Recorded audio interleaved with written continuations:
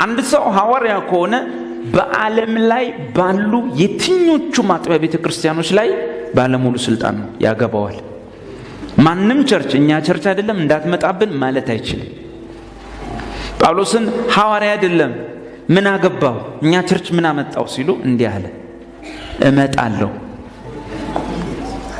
አትመጣም አላችሁኝ? እመጣለሁ። ስመጣ ደግሞ በትር ይዤ ነው የምመጣው። ምን በትር። ከዛ ምን አለ? የሐዋርያነቴ ምልክት የሆኑ ነገሮች ሁሉ በእኔ ላይ አለዋል። ምን ሲባል ዱላ፣ አውቶሪቲ።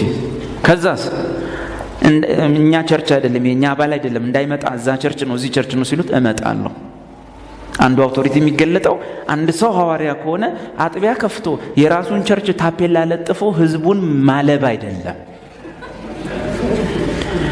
በአጥቢያ ቤተክርስቲያኖች ሁሉ በሚፈጸም የዶክትሪንና የተግባር ስተቶች ሁሉ ላይ ባለሙሉ ስልጣን ነው። ማንም አይፈቅድለትም፣ መንግስት አይከለክለውም፣ ቸርቾች አይከለክሉትም። አውቶሪቴቲቭ ነው። ሰማይ ከሱ ጋር ነው፣ ይሄዳል።